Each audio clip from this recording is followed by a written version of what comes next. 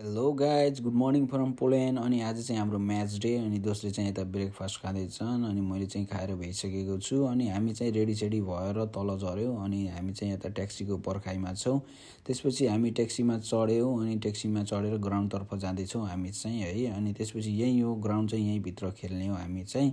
अनि dressing room pack थियो, so हामीले चाहिँ बाहिर नै चेन्ज गऱ्यौँ किनकि धेरै टिमहरू आएको छ नि त। सो अनि त्यसपछि यही हो ग्राउन्ड चाहिँ, यता एक गेम भइरहेको छ उता एक गेम भइरहेको छ अनि यसपछि हाम्रो गेम हो।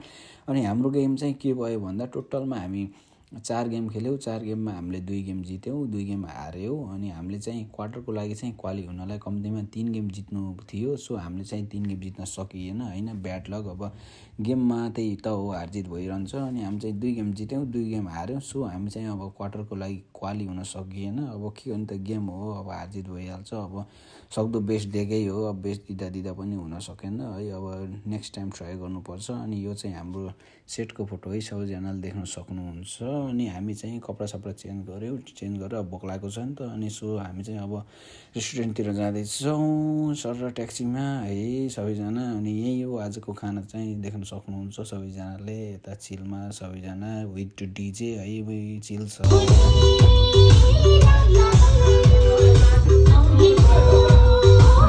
युरोपतिर मोमो खान पाइएको थिएन अनि यता हानिदिएको है मोमो चाहिँ। अनि यो चाहिँ नाइट भ्यू है वार्सा सिटी पोल्यान्डको। अनि सबैजना यता ट्याक्सी कुर्दैछौँ हामी चाहिँ अब रुम जानको लागि ट्याक्सीमा सर अब चाहिँ रुम जाँदै है। अनि आज चाहिँ थकित है, 4 गेम खेलेको, सुत्ने लागेको छ है। अब चाहिँ सुतेको। See you next part.